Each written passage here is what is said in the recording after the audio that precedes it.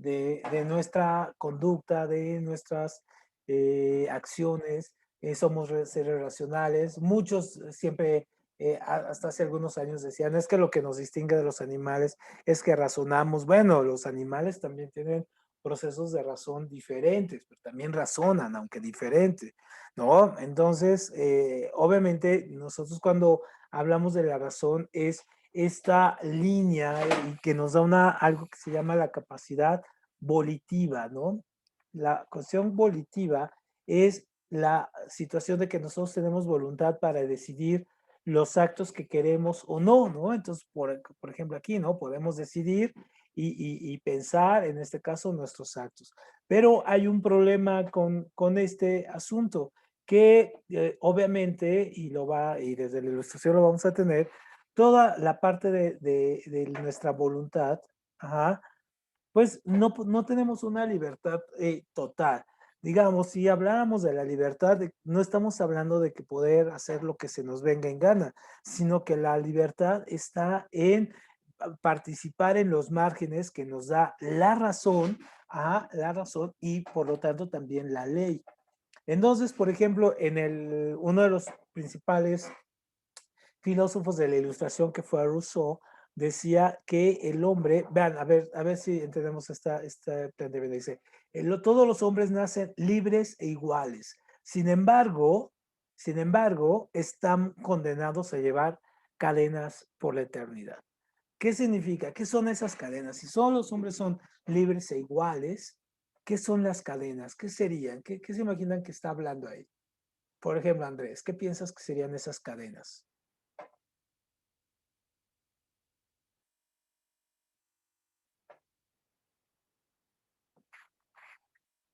Así, todos los hombres nacen libres e iguales, sin embargo, están condenados a llevar cadenas a la eternidad. ¿Qué serán las cadenas? Siempre tenemos reglas. Exacto, Fernanda, muy bien. Las cadenas, ajá, las cadenas son las reglas. Entonces, las reglas, ¿no? Son, obviamente, son un pacto social, ¿no? O un contrato social, en este caso, pacto social, que hacemos para poder convivir.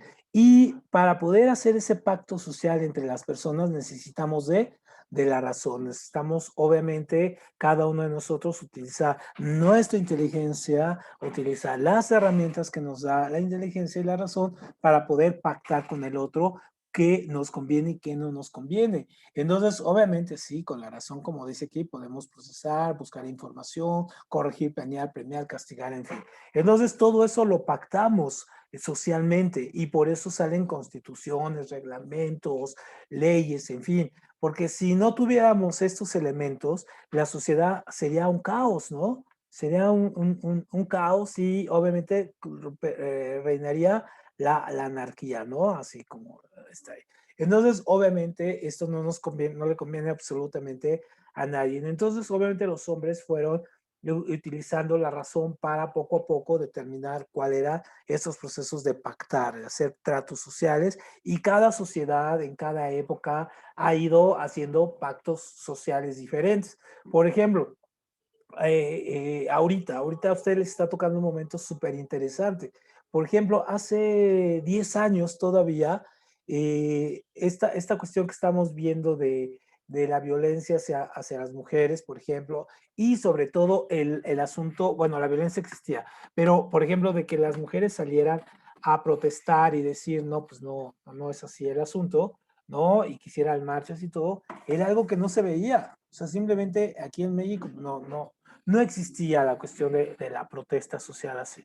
Entonces, ahora ya hay leyes, ya se han hecho leyes, se han hecho las protestas y todo, han impulsado que haya leyes, que haya reglamentos, que ya los acosadores y toda esta gente, los machistas y todo, se vean de una manera diferente, o sea, ya los veas y los identifiques y digas, ese es un machista, es una actitud machista, o los veas mal, ¿no?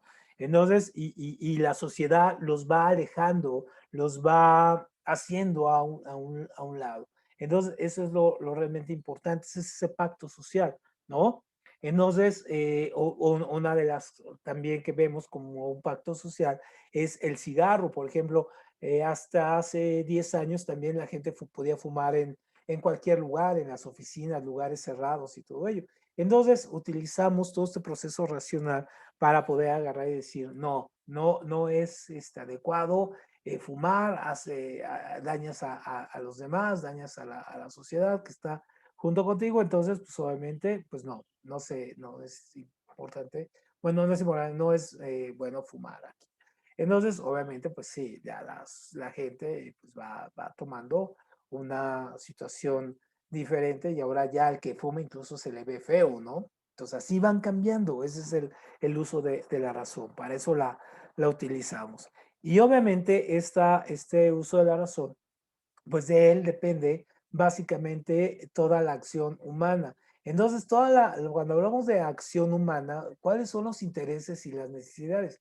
Los intereses que mueven la acción humana, obviamente, es el progreso, el avance, el seguimiento, ¿no? El vivir siempre con una visión de futuro, una visión puede ser pragmática, o sea, pragmática significa que hacemos las cosas de manera que nos facilite, de manera práctica, ¿no? O pueden ser de una manera ideológica, es decir, que cumpla una función de nuestras ideas, o una forma, en este caso, un interés religioso, ¿no? Que nos mueva una creencia, en fin. Es decir, cada uno de nosotros tenemos un interés, en este caso, y una necesidad diferente. Entonces, por ejemplo, ustedes están toman una hora de su día a las 5 de la tarde, de 5 a 6, porque ¿cuál es su interés? Su interés es ingresar al bachillerato que ustedes quieren, no a cualquiera que les den, sino al que ustedes desean ingresar y entonces por eso se prepara. Entonces, esa acción humana está impulsada por ese interés. Entonces, y ahí también hay una necesidad. ¿Cuál es la necesidad? Pues la de seguir estudiando, ¿no? Y seguirse preparando, seguir creciendo, todo ello. Entonces, obviamente, la acción humana, como vemos aquí, ahorita les voy a enviar esto para que lo tengan, lo puedan leer un poco más con calma después. Obviamente, estas necesidades van a estar surgiendo de maneras completamente diferentes y en circunstancias muchísimo más complejas para cada uno de nosotros. Es decir, no nacen de generación espontánea, sino que nacen a partir también de la acción que tenemos con otras personas. Entonces, así, cuando vamos a una fiesta, vamos a comer, en fin. Entonces, cada uno de nosotros va determinando a partir de ello cuáles son los intereses y las necesidades que le rigen en ese momento. O sea, son necesidades e intereses instantáneos, ¿no? Unos que son fijos, como el comer, el bañarse, el viajar, en fin, y otros que son a largo plazo, por ejemplo, tener una carrera, una familia, hijos, en fin. Entonces, vamos determinando nuestra acción humana conforme a esos intereses de plazos, ¿no? La decisión. Ahora, aquí es muy importante entender eso. Todo esto, y regresamos acá al proceso de la razón, obviamente no podríamos hacer todo lo que hacemos sin utilizar la razón, pero obviamente aquí tenemos que entender algo muy importante. La razón se basa en la inteligencia. Pero, ¿qué inteligencia? Entonces, eso es muy importante. ¿Qué entienden ustedes por inteligencia? Para ustedes, ¿qué es una persona inteligente? A ver, les planteo dos cosas. Una persona, por ejemplo, que lee mucho, que acumula, que tiene muchos títulos y todo ello, o una persona que sin tener muchas lecturas, sin tener mucho viaje en el mundo y todo ese asunto, actúa de una manera precisa y a sus conveniencias. ¿Cuál será el más inteligente? ¿Cuál de los dos? ¿Y qué entienden por inteligencia? ¿Qué piensas El segundo, el segundo? ¿Por qué, Fernanda? porque pues tal vez le gusta aprender y tal vez a la otra persona lo hace más por tener solo una carrera o algo en que trabajar y a la otra persona tal vez le gusta más y le echa más en... Por ahí va, muy bien. ¿Han ustedes escuchado este término de inteligencia emocional que está muy de moda últimamente? ¿Alguien lo ha escuchado? Nicole, ¿tú lo has escuchado esto de la inteligencia emocional? Es un término muy de moda en las redes y todo ese asunto. ¿O alguien lo ha escuchado? ¿Tú, Emiliano, Andrés, Andrea? ¿No? Bueno, Sí, los he escuchado. sí, ¿en qué contexto, Mariana, lo has escuchado esto de la inteligencia emocional?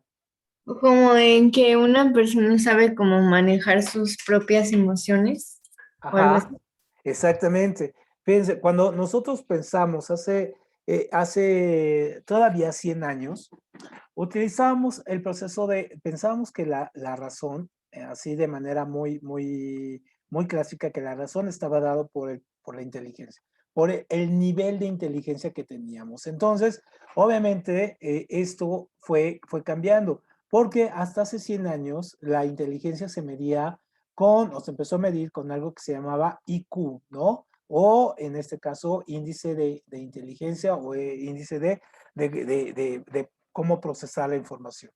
Entonces, obviamente, esto se convirtió en criterios que fueron muy cuestionados y hasta hace unos 15, 20 años comenzaron a cuestionarse porque denotaban un proceso casi de corte discriminatorio, ¿no?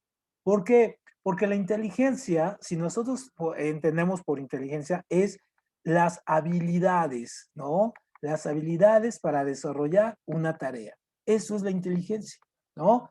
Las habilidades que poseemos para desarrollar una tarea.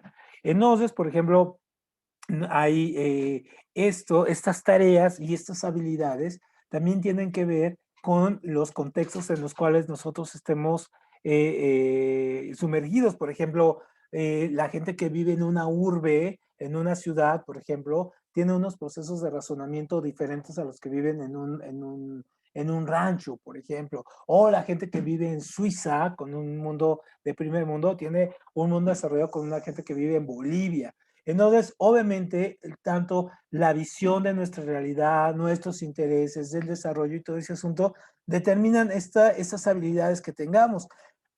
Entonces, obviamente, tratar de medir cómo funcionan nuestros procesos cerebrales a través de una serie de test y todo, pues es muy discriminatorio porque no mide ese contexto social, cultural, político que nos rige.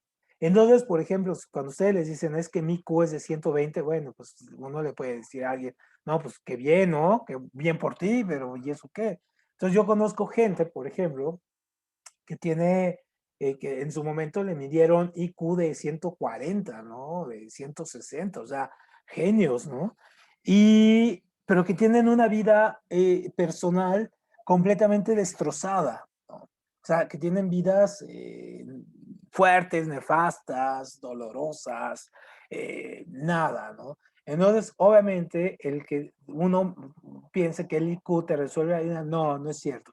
Entonces, por eso se inventó, bueno, no se inventó, por eso se planteó este contexto que decíamos con Mariana de la inteligencia emocional, es decir, que cada uno de nosotros tiene una manera diferente prácticamente de poder realizar y analizar y poder sintetizar la realidad que le toca.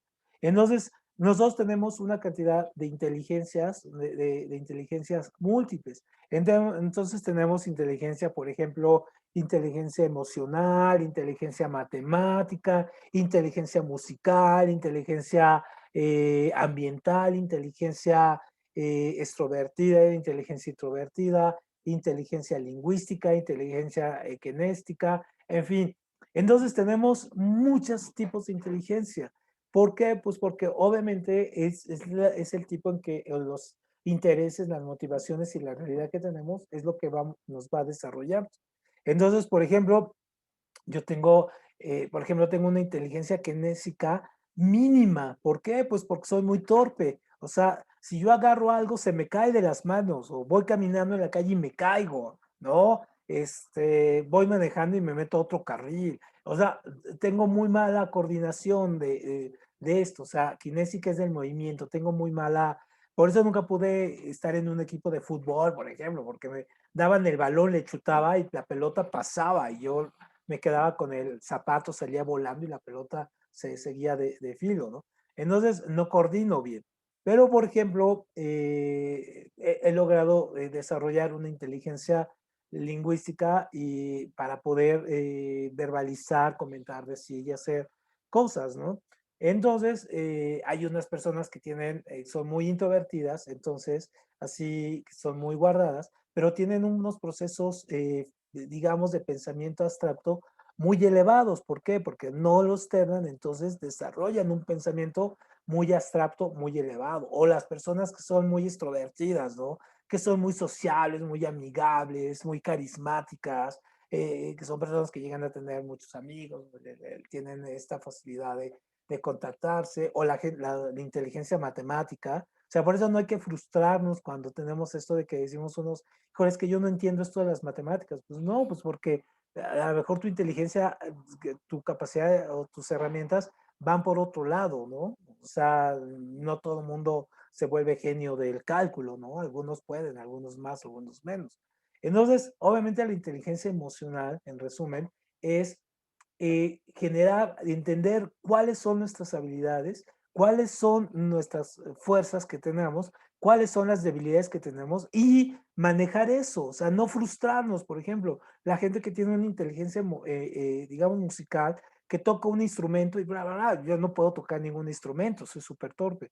Entonces, pero no me frustro, entonces digo, bueno, mejor disfruto de la música y no me frustro en este caso tratando de ser un músico virtuoso, hago lo que yo pueda, ¿no? Hasta donde yo pueda. Y puedo tocar el piano hasta donde yo pueda, y sí, porque no tengo esas habilidades.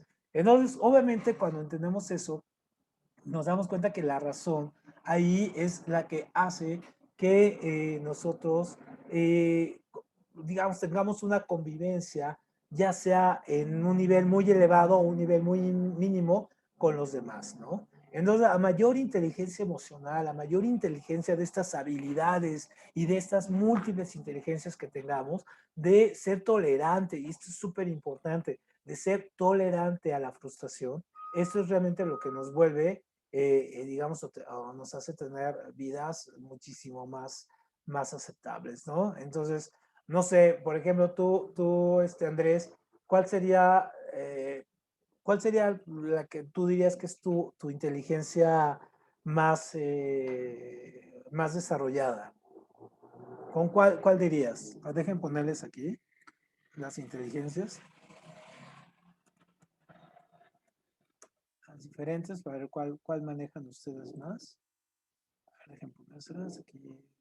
Tengo esta, ok. Aquí la traigo, aquí la ponemos. Hay que quitar esta imagen aquí y la vamos a poner acá. Tenemos esta y ponemos esta y ponemos esta. Ahí está. Muy bien. Muy bien, ahí está.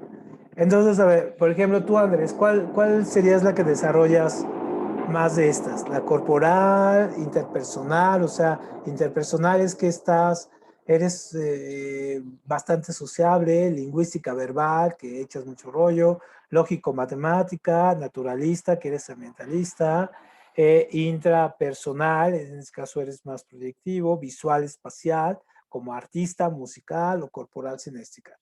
¿Cuál tienes, Andrés? A ver, ven cada uno cuál de esas desarrolla. Tú, Andrea, ¿cuál tendrías? ¿Cuál tendrías más desarrollada de estas? O sea, ¿cuál tengo más desarrollada? Ajá. Por decirlo así, ¿cuál no se me da tan bien? Ándale, las dos. ¿Cuál se te da más y cuál se te da menos? Esta más interesante. Viene. Bueno, pues tratándola así, pues yo siempre trato de estar en un equilibrio, ¿no? Saberlo todo, poder todo, sin dificultades, pues ¿para qué? Pues nada más, pero me gusta. Pero actualmente la que más me sirve es la lógico-matemática. Muy La bien, que sí. menos me sirve, o de la que menos le sé, es la lingüística verbal. Muy bien, me imaginé. Aunque hablas bien, tienes buen rollo, o sea, no te atoras, ¿no? Expresas bien tus ideas. Muy bien, Bueno, es que como le decía, o Ajá. sea, meramente es porque no he practicado lo lingüístico verbal en cuanto a, no sé, todo lo que nos ha estado dando, como Ujú, los, pues, el ¿qué? Presente con pretérito, pretérito y quién sabe ujú, cuánta cosa más. ujú. Perfecto, me late muy bien. Sí, sí, lo expresas muy bien. Tú, Andrea, ¿cuál tendrías más desarrollada y cuál tendrías menos desarrollada de estas? ¿Me lo puede repetir, por favor? Sí, ¿cuál de estas inteligencias tendrías o consideras tú que tienes más desarrollada y cuál es la que menos desarrollada tienes?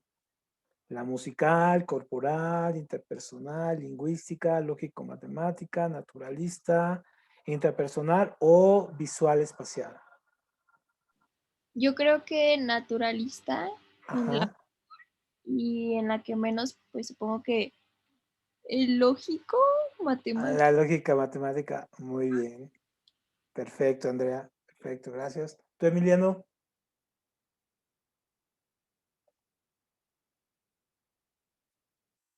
Eh, no sé, ni idea. No tienes idea. Muy bien. ¿Tú, Fernanda? Creo, bueno, no sé, creo que me gusta mucho lógica matemática, Ujú. pero pues creo que lo que más me cuesta trabajo es de lingüístico verbal. Muy bien, aquí, Fer. Perfecto. Muy bien, gracias. Gracias, Fer. ¿Tú, Mariana? Mm, Pues de lo que me falla, lingüístico verbal, Ajá. de lo que, ay, no sé, es que no sé cuál.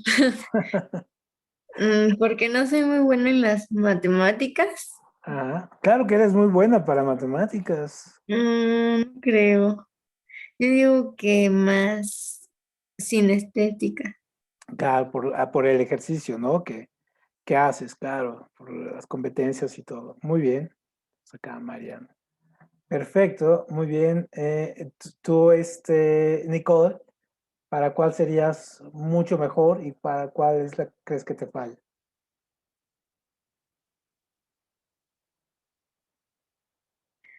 La que me falla es lingüístico verbal Ajá, y la otra, la verdad, no sé. Nicole. Perfecto, muy bien. ¿A ti, Renata?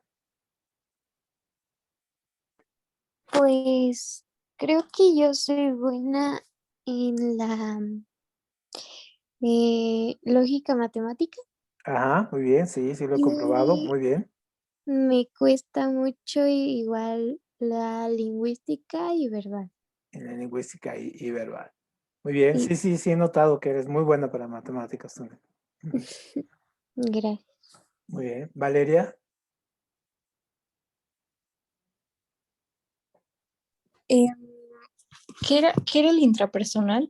la intrapersonal es que eres más hacia el interior, más reflexivo, muy Ah, tranquila. esa. Esa sí En es. esa soy buena Muy bien. y me falla, bueno, sí, lógico, bueno, es que, no, sí, lógico, Lógica matemática, matemática, muy bien. creo que sí. Te cuesta un poquito más de trabajo, ¿verdad? Sí, sí, sí, lo noto. Pues es que sí me cuesta trabajo como, es que yo Ujú. creo que mi método de estudio no está bien porque en vez de como entenderlo y así me lo aprendo y lo memorizo y Sí, eso pues creo que es. eso no está bien. Exacto. Sí, las cosas hay que comprenderlas y ya después de comprenderlas ya las puedes Es que memorizar o luego mecanizar. las entiendo, pero como que tengo una obsesión con memorizarme las cosas, Ok. pero luego como que se me olvida. Sí, sí, sí. Eso lo puedes. Bueno, es un proceso cognitivo, lo puedes ir corrigiendo poco a poco, ¿no? Poquito a poquito. Muy bien, pues sí, estas son nuestras inteligencias. Entonces, esta parte es súper interesante porque nos muestra el grado en que nosotros conozcamos este tipo de procesos que tengamos, pues nos puede hacer muy tolerantes a la frustración, por ejemplo. Mucha de la gente, por ejemplo, digamos que conozco en el medio académico y todo este asunto, es gente que tiene un nivel mínimo de frustración. Entonces, por ejemplo, puede ir manejando y son la gente que grita, se enoja absolutamente de todo, que por ejemplo, se les puede caer un vaso de agua y se les cae el mundo, ya se una vez y dices, pues ya se limpia, ya no pasa nada, ¿no? O ir en el tránsito, ir maldiciendo todo y dices, bueno, ¿qué vas a ganar con maldecir todo eso? Te vas a enfermar y todo ese asunto, ¿no? Ya vas a llegar tarde, marca por teléfono y ya. Pero entonces, eso es un poco el manejo de la emoción, ¿no? El manejo de las inteligencias. Entonces, sí, entre más lo conozcamos, menos frustración, menos corajes hacemos y nos las llevamos más tranquilas, ¿no? Y obviamente esto va de acuerdo esto nos da pie mucho a que creemos, o sea, creemos como sociedad y después lo hagamos de manera individual, es decir, vamos a lo general a lo particular, creemos valores en este caso que nos sirven para la convivencia también, para la convivencia social. Entonces, ¿qué valores obviamente tenemos? Eso es muy importante. Ojo, estos también se los preguntan en el examen en forma de, ya saben, en forma de relación, ¿no? O sea, valores religiosos, ¿cuáles son? Ustedes ponen estos tres. Valores espirituales, ¿cuáles son? Son esos y así, ¿no? Entonces, valores religiosos están basados obviamente en la fe y en la creencia. Y entonces, obviamente, sí, vemos a los santos, a los padres, a los sacerdotes, tenemos este espíritu de esperanza, de la piedad, o sea, nos da pie a pensar en ello, ¿no? A que la gente es bondadosa, que hay esperanza en que el mundo mejore. Esta gente, por ejemplo, que va mucho a la iglesia, por ejemplo, pero sobre todo la gente que va y se conduce como lo dice, ¿no? No esta gente que va a las iglesias y todo, pero sale de la iglesia y ya está peleando con todo el mundo, ¿no? Entonces, la gente que tiene sus valores religiosos por encima, bueno, pues tiene estos valores. Unos valores vitales, es decir, estos los tenemos de la vida práctica, ¿no? De la vida del día al día. Entonces, por ejemplo, todos tenemos que tener buena salud, un bienestar económico, ¿no? Ser valientes a las situaciones, los valores, en este caso económicos, tecnológicos, tener una buena computadora, tener una buena economía, no tener carencia de elementos, es decir, trabajamos para ello. Los valores sensibles, en este caso, son aquellos valores que nos hacen que son más de corte inmediato, ¿no? Que nos hacen sentir, por ejemplo, la supervivencia que estamos viviendo, pero lo sentimos cuando nos confrontamos a una situación de vida o muerte, es cuando entendemos realmente el valor de la vida, cuando no nos vale, o sea, cuando uno se pone a ver lo que pasó en esto de la línea del metro y decir, una gente iba en su carro y de repente le cayó un carro encima, ¿no? Y se murió y no supo ni qué le pasó. Entonces es terrible pensar ello, ¿no? Pero hay gente que sobrevivió, que dijo, híjole, es que yo no me subí a ese metro porque me fui a comer unos tacos, que hay un testimonio de ellos. Entonces ahí es cuando la gente valora realmente el momento de la vida, ¿no? Valora eso y dice, sí estoy vivo y todo ello. Entonces son valores, en este caso, de corte inmediato. ¿Puedo platicar algo? Sí, adelante. Bueno, no sé si se acuerda que en una feria se descarriló una montaña rusa y que algunos murieron. Que fue Sí, en sí, la sí. feria de Chapultepec. En la feria de Chapultepec, sí. Y exactamente mi primo chiquito estaba ahí con su papá, entonces estaban a punto de entrar, pero, o sea, no habían entrado temprano porque su papá creo que le fue a comprar algo extraño. Entonces, como que a él le gustó todo eso, entonces tuvo suerte porque no sé si se hubiera subido y le hubiera pasado eso. Le hubiera pasado. Sí, eso son cosas como súper complejas, ¿no? Y dices, wow, o sea, aprecias el momento que tienes, la instantaneidad y lo efímero que puede ser el momento de la vida, ¿no? Y dices, wow, la libré con esto. Sí, hay un montón de casos. Y de hecho, hay una serie de películas son un poco cómicas y un poco a veces de repente terror que se han inspirado en esto, que se llama Destino Final, no sé si las hayan visto. Son como 4, ¿no? Que van hay unos que no se suben al avión y que el avión se cae, pero después se van muriendo uno por uno y cosas así en una feria, ¿no? Entonces, bueno, esas películas se inspiran mucho en ese asunto de cómo la puedes librar. Luego tenemos los valores espirituales, que son valores más son cuestiones abstractas, es decir, por ejemplo, los valores estéticos, cada uno tiene su propio concepto de lo que es la belleza. Entonces yo puedo pensar que el surrealismo es la parte artística más interesante, pero otra parte va a decir, no, es el cubismo, ¿no? Porque lo va a percibir de manera diferente, es decir, va a tener una abstracción, un proceso mental diferente. Los procesos éticos, por ejemplo, vamos a ver la diferencia entre ética y moral, los valores éticos también, cada uno va haciendo su propio proceso ético y moral. Los valores jurídicos también parten de una situación universal, pero después se particularizan, los ecológicos igual, políticos, es decir, estos son valores que parten de una reflexión totalmente abstracta. Entonces tenemos estos cuatro, entonces, muy importante, espirituales, religiosos, no hay que confundirlos, ¿eh? No hay que confundir estos dos. Usualmente cuando hablamos de espíritu casi lo asociamos a lo religioso. No, son cosas muy diferentes. Hay gente que es muy espiritual pero que no es religiosa. O gente muy religiosa pero que no es nada espiritual, ¿no? Entonces no son cosas iguales. Los valores vitales de la cuestión práctica y los valores sensibles de la inmediatez. Entonces son los cuatro pilares de valores que nosotros tenemos. Y obviamente aquí entramos en una parte, en una discusión interesante, porque nosotros tenemos cómo parten los valores y cómo se relacionan con con el civismo y la ética. Por un lado, hay una cuestión que es la ética y otra cuestión es la moral. Son dos cosas diferentes. Cuando alguien dice, tú tienes falta de ética o qué poca ética profesional, más bien no nos estamos refiriendo a esto. La ética no es una disciplina filosófica, no es una ciencia ni nada, es una disciplina filosófica. Es una disciplina filosófica que se encarga de estudiar los comportamientos morales.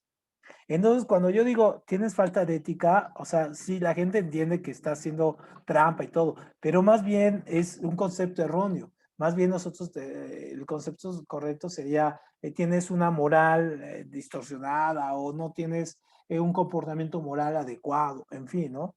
Aunque la frase de esa de que tienes poca ética profesional pues, quedó como marcada, ¿no? Pero no es correcta, porque la ética es una disciplina, o sea, es una disciplina muy interesante de la filosofía, que se encarga de estudiar los comportamientos morales.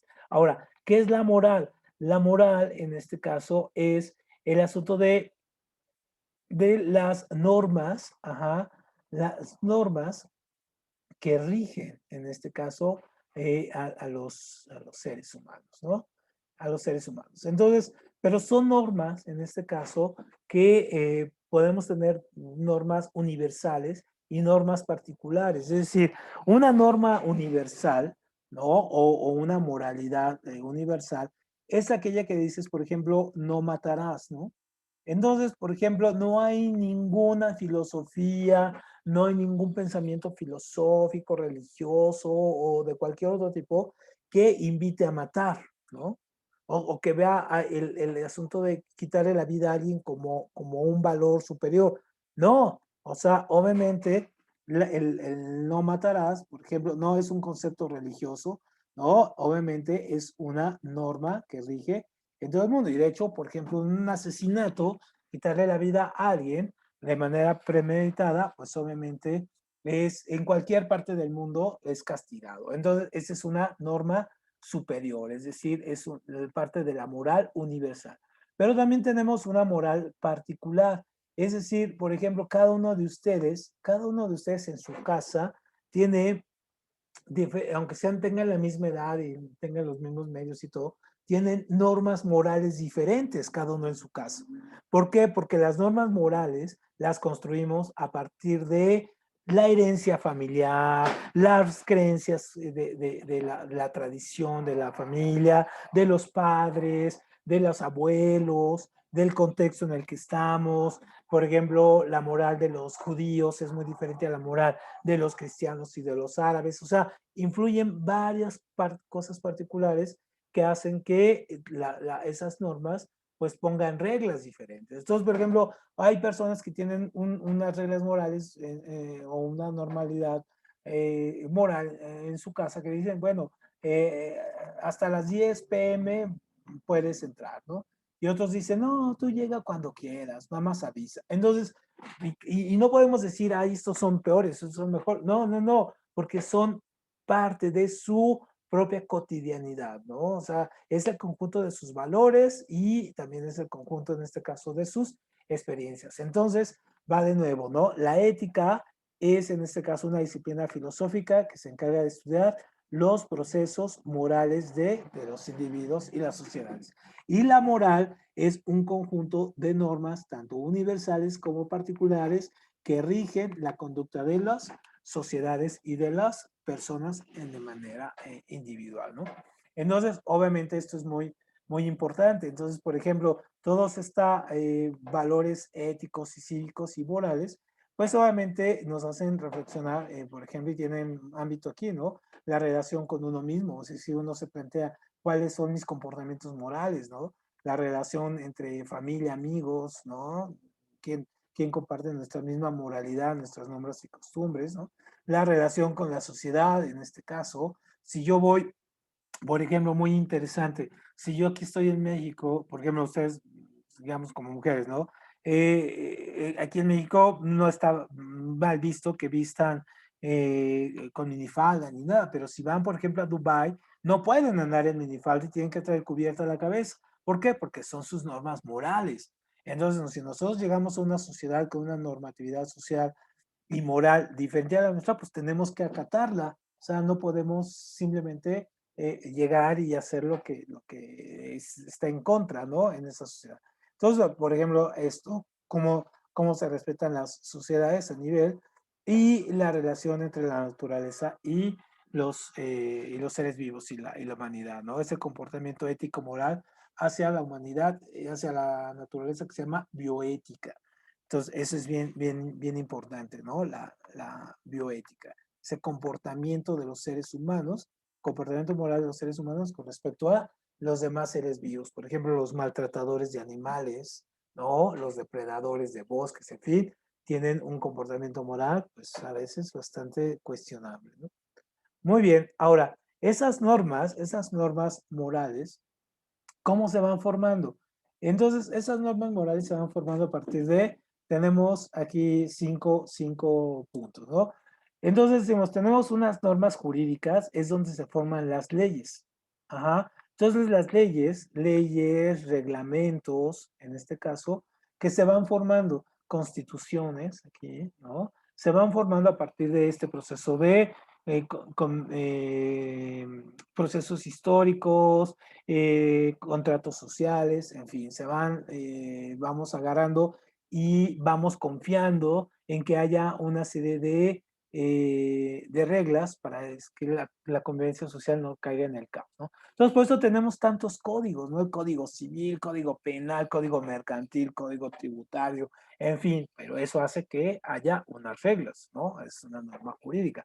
Las normas convencionales son las normas que nacen de la vida, de la vida común, del día a día. Entonces, por ejemplo, una norma convencional es, por ejemplo, es muy, muy, muy usual, por ejemplo, si vamos en el transporte, en el metro, y vemos una señora que sube y está embarazada, pues le dejamos el lugar, o si estamos sentados en él, pues se lo damos. Eso parte del mero sentido común, es decir, pues obviamente ella lo necesita más que yo, ¿no? Yo puedo aguantar, ella necesita un poco más de descanso y deja el descanso, la seguridad, que vaya a aceptar. Entonces, por ejemplo, esa es una cuestión convencional, ¿no? Una norma convencional.